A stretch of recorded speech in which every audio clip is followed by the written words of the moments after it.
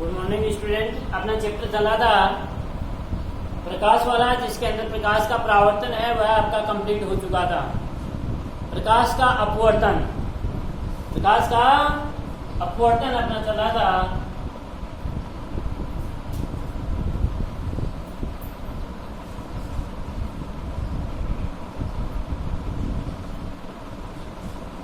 प्रकाश का अपवर्तन किसे कहते हैं? प्रकाश का अपवर्तन जब कोई प्रकाश की किरणें एक संगामी पारदर्शी माध्यम से दूसरे संगामी पारदर्शी माध्यम में प्रवेश करती है तो वह अपने प्रतिकारी तल से क्या हो जाती है बेटे? विचलित हो जाती है, भटक जाती है। इसे अपन क्या कहते हैं? प्रकाश का अपवर्तन कहते हैं। और एग्जाम्पल अपन ने क्या ली? देखो ये कांच की सीढ़ी ली, इधर ध्यान दो। ये एक अपने कांच की सीढ़ी ली है बेटे, इस कांच की सिल्ली है। इसका मतलब ये पारदर्शी माध्यम है, पारदर्शी होने चाहिए, दोनों पारदर्शी। परावर्तन होता है जिसके अंदर एक तरफ क्या होता है? आपका पारदर्शी माध्यम था ना, जिसके रजत पुलिस की थी। ये पारदर्शी माध्यम है, ये यहाँ पर कोई माध्यम नहीं है, वायु माध्यम है। एक तो है ही ना, वायु माध्यम है। जब कोई प्रकाश की किरण इस वायु माध्यम से चल के इस कांच की सतह के ऊपर आपतित होती है, यानी विरल माध्यम से चल के सघन माध्यम में प्रवेश करती है। ये क्या है? इनका प्रतिकारी पृष्ठ है। क्या है? प्रतिकारी पृष्ठ है। ये प्रतिकारी पृष्ठ है भाई। यहाँ पर तो ये माध्यम तो दूसरा है और ये माध्यम दूसरा है। माध्यम बेटे दो होते हैं, एक सघन माध्यम है और दूसरा विरल माध्यम। सघन माध्यम तो किसे कहते हैं?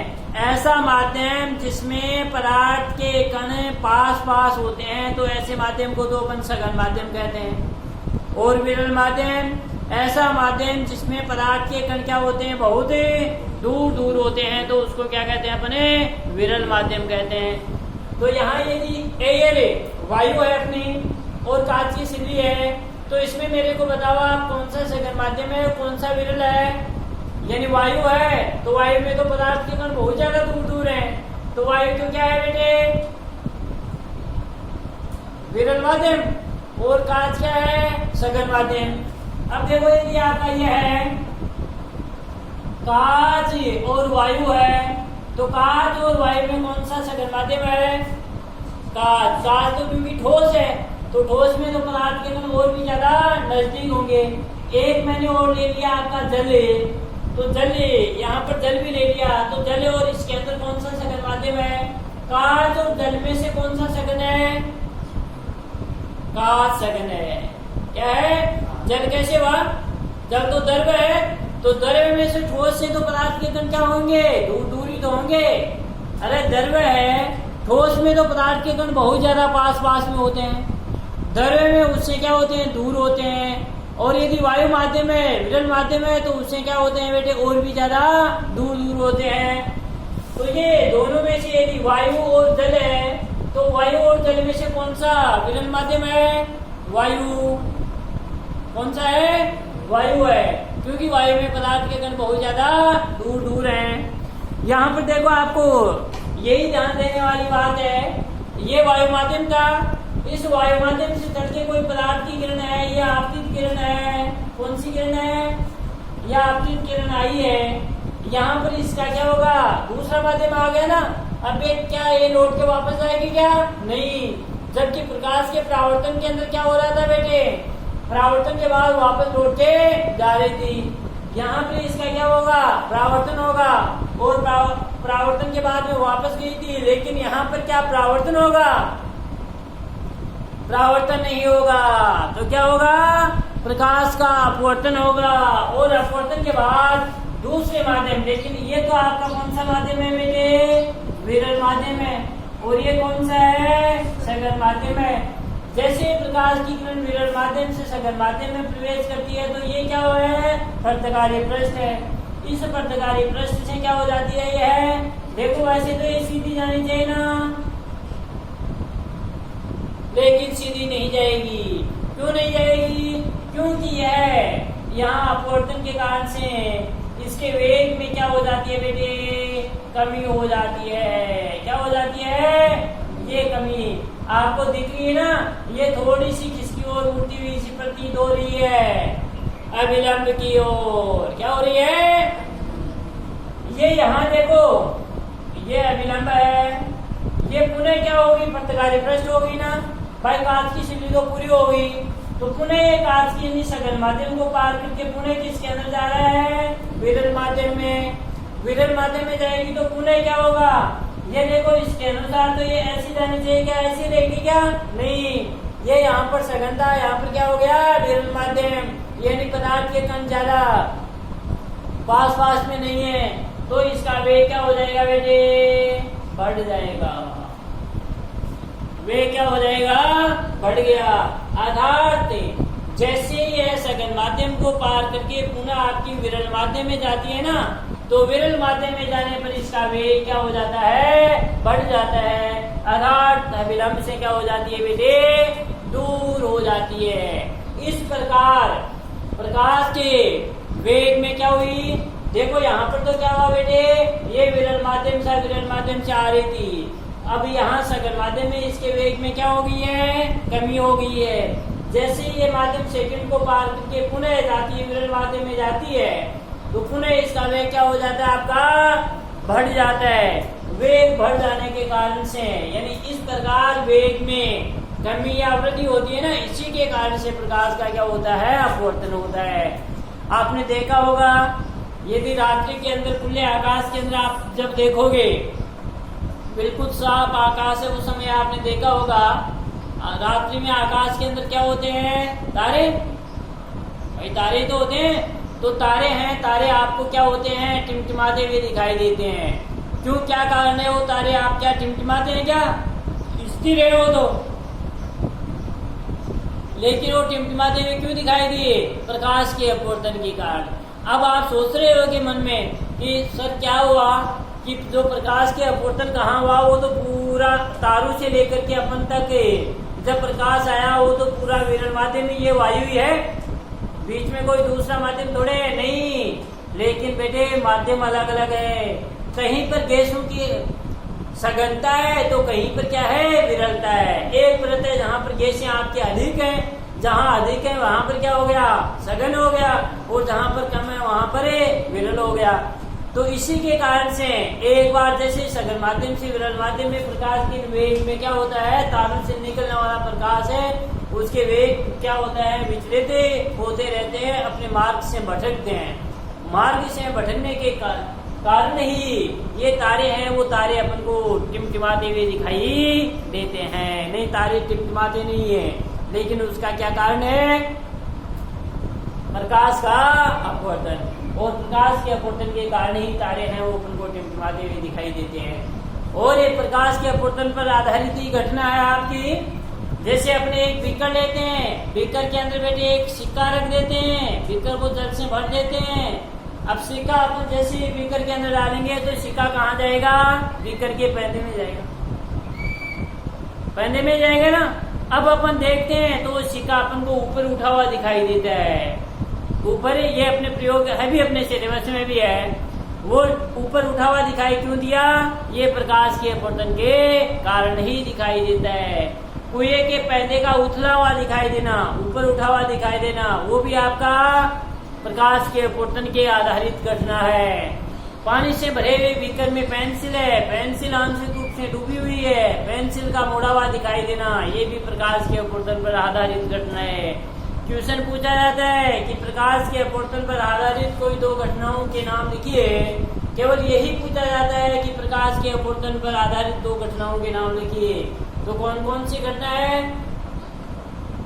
आकाश में तारों का टिमटिमाना है, कुएं के पैदे का उतरा हुआ दिखाई देना है, पानी से भरे हुए बीकर में रखे हुए सिक्के का ऊपर उठा हुआ दिखाई देना है, पानी से भरे हुए बीकर में रखी हुई पेंसिल का मुड़ा हुआ दिखाई देना है। ये सभी किसके कारण होते हैं, प्रकाश के अपवर्तन के कारण होते हैं। तो प्रकाश के अपवर्तन पर आधारित यदि घटनाएं पूछ रहे हैं तो ये आपके प्रकाश के अपवर्तन पर आधारित घटनाएं हैं। अब आप लिखो बेटे इसकी विभाषा।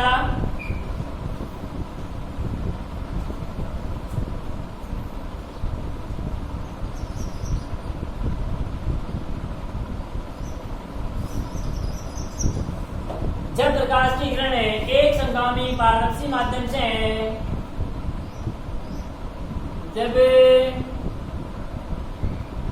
प्रकाश की किरण है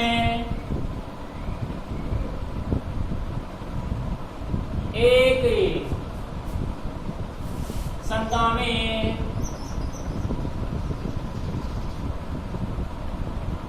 पारदर्शी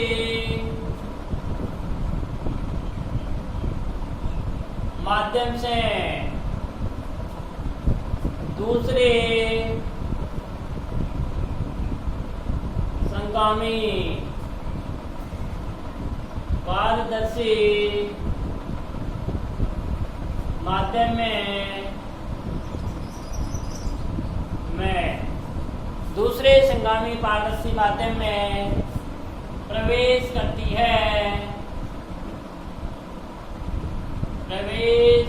है तो वह अपने प्रत्यक्षकारी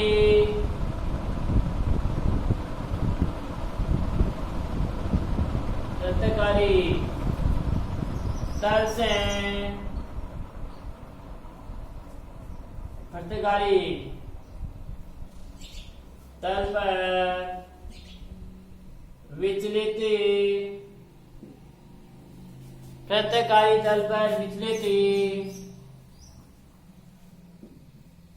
हो जाती है।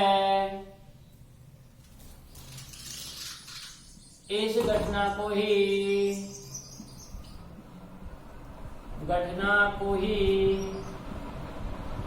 प्रकाश का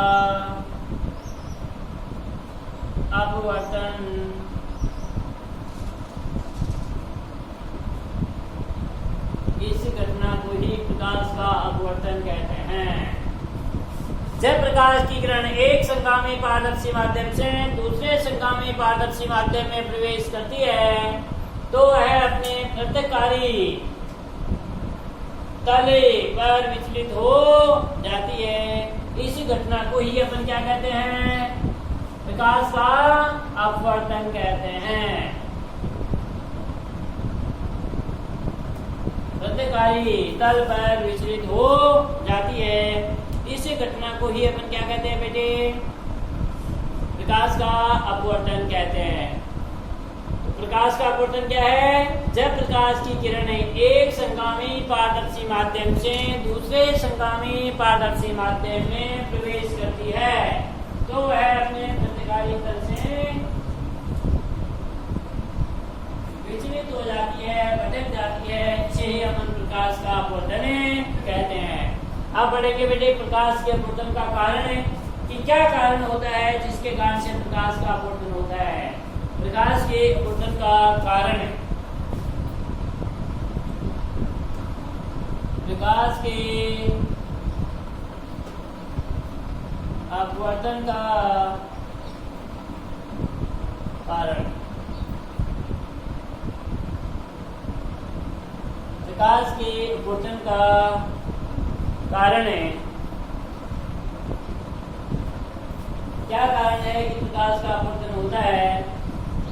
तो देखो अपन है सर्वप्रथम वही है कि किरण चित्र बनाएंगे। क्वेश्चन ऐसे आता है कि किरण चित्र की साथ है, किरण चित्र भी बनाना है। केवल ऐसे आ जाए कि प्रकाश के अपवर्तन का किरण चित्र बनाइए तो केवल प्रकाश के अपवर्तन का आपको किरण चित्र ही बनाना है। अपवर्तन के कारण का किरण चित्र बनाइए तो किरण चित्र बनाना है। ऐसे आ जाए कि प्रकाश के अपवर्तन के कारण को सचित्र समझाइए, किरण चित्र की सहायता से समझाइए, तब आपको दोनों की करनी है।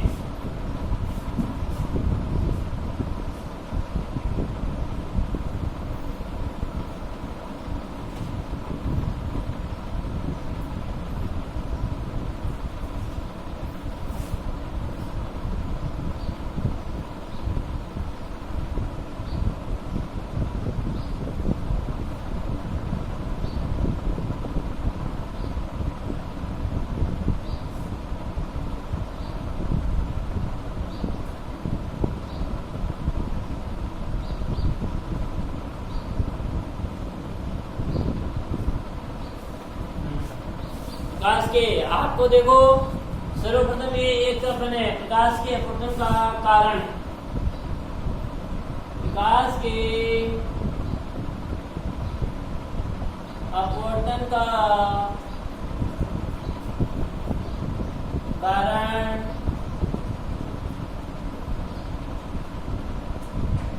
अपवर्तन का कारण। एक देखो अपन सिवली लेते हैं, वही अपने पहले मैंने समझा दिया।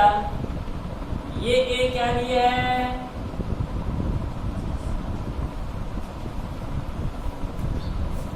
कांच की स्लेब है,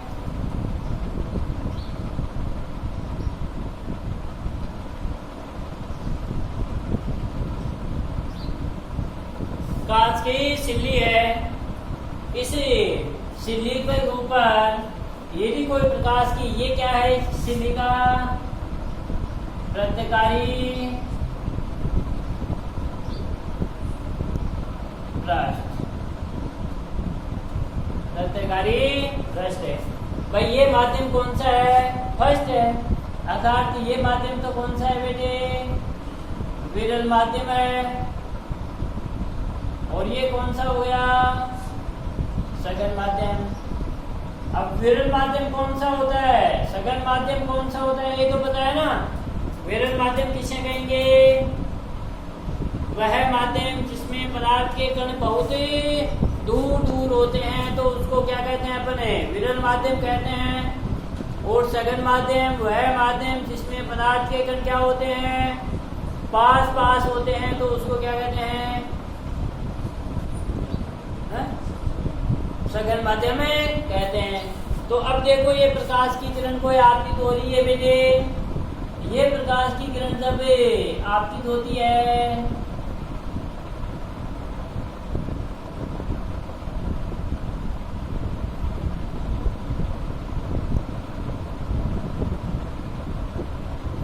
ये कोई क्या प्रकाश की किरण आपतित है क्या, नहीं है। जब अपन बेटे एरो का चिन्ह लगाएंगे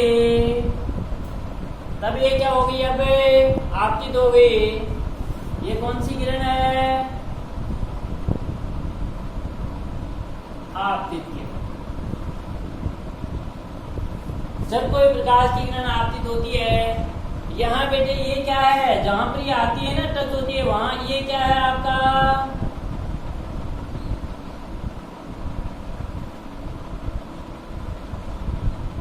क्या है, अविलंब। क्या है, अविलंब।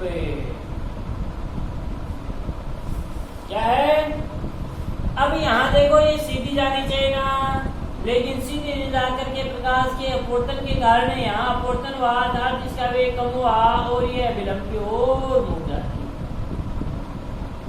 भाई वैसे तो देखो ये सीधी जानी चाहिए थी ना, लेकिन सीधे नहीं जाकर के विलंब की ओर मुड़ जाती है। यहाँ यह आपका अपने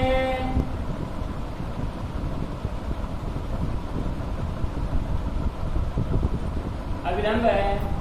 जैसे ये सघन माध्यम था, ये पुनः विरल माध्यम आ गया, पुनः विरल माध्यम में प्रवेश करती है तो पुनः इसका वेग बेटे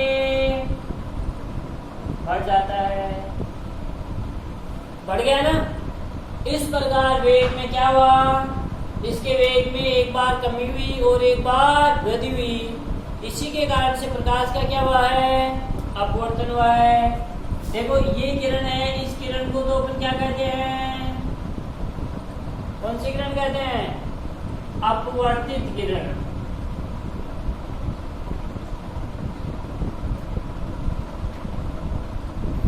ये किरण जो जाती है इसको निर्गत किरण।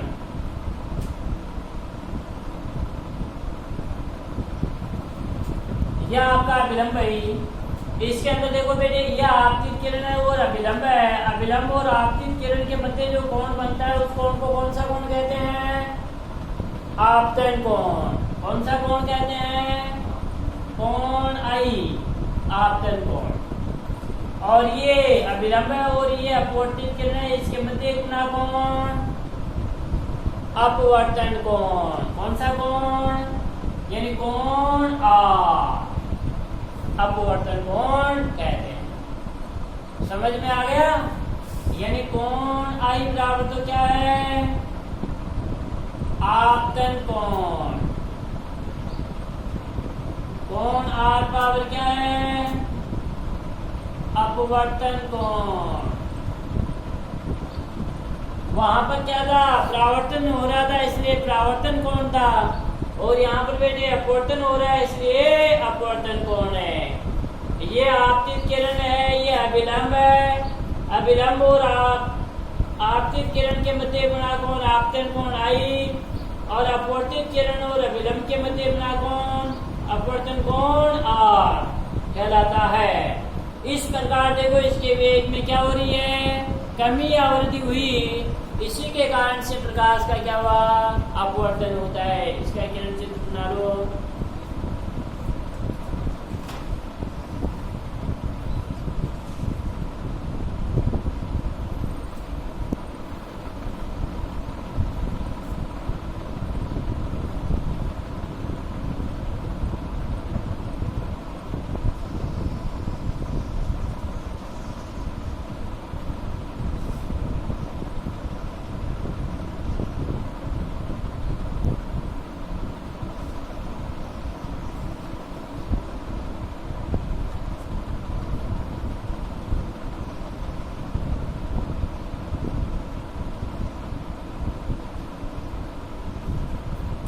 ये जानी तो जाएगी वो सीधी, लेकिन ये सीधी नहीं जाती है,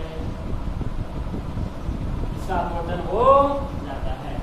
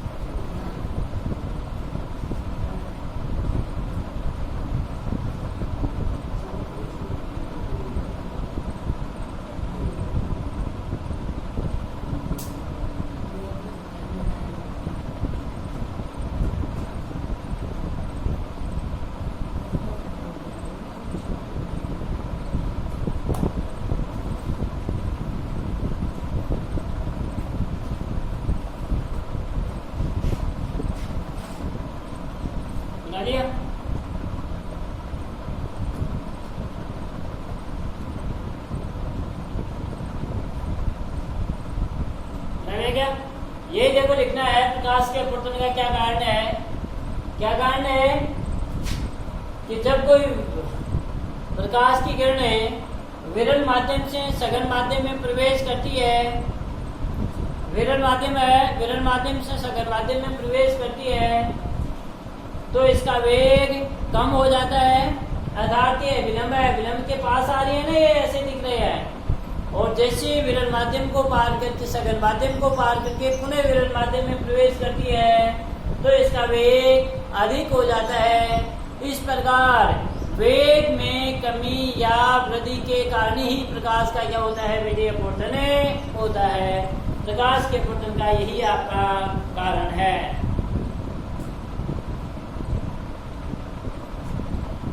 बता लिया?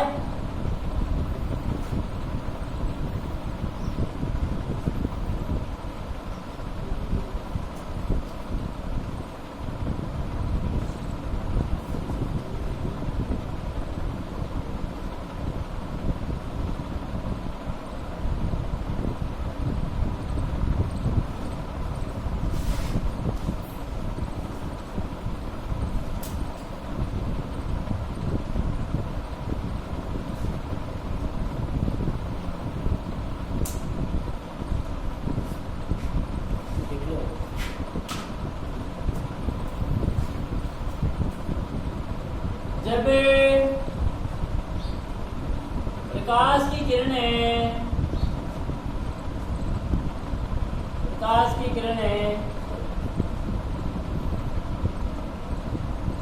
विरल माध्यम क्या है, गोष्ठी के अंदर लिख लो वायु। विरल माध्यम में से सघन माध्यम क्या है, कांच। सघन माध्यम में प्रवेश करती है तो इसका वेग कम हो जाता है, अर्थात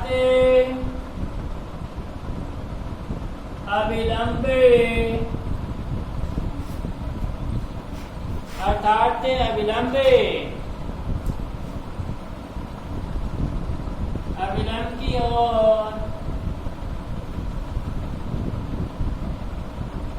मुड़ जाती है।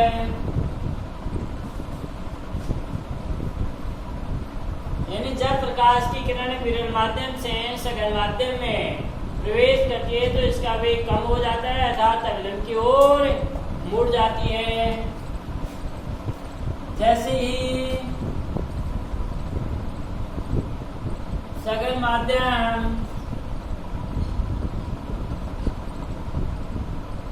माध्यम को पार करके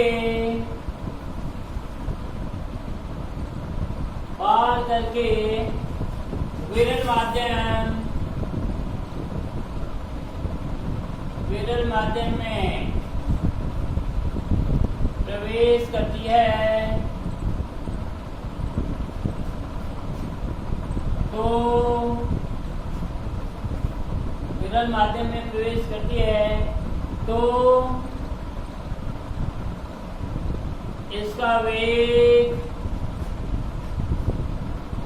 बढ़ जाता है,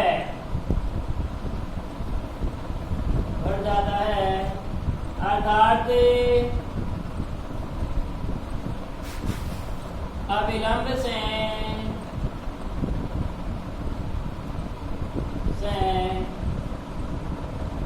दूर हट जाती है।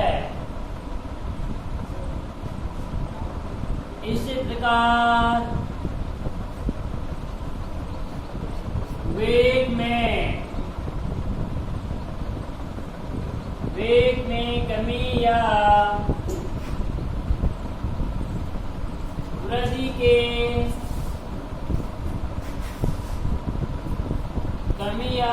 के कारण ही प्रकाश का अपवर्तन होता है।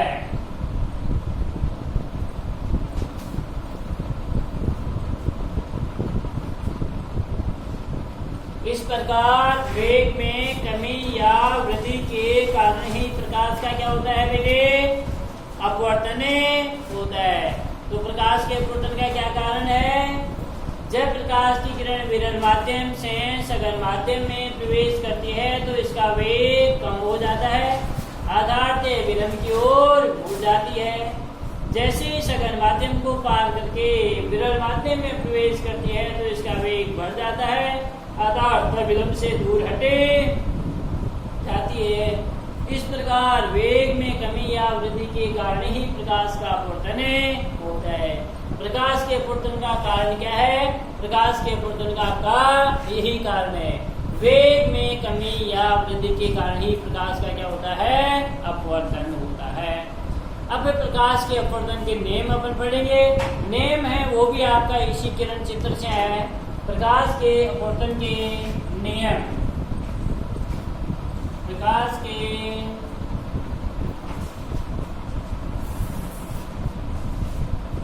अपवर्तन के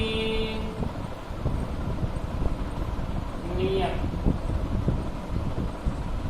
प्रकाश के अपवर्तन के निम्न 2 नियम हैं। प्रकाश के अपवर्तन के कितने नियम हैं? 2 नियम हैं। इन नियमों को अपन है वो कल के कालांश के अंदर पढ़ेंगे। Thank you.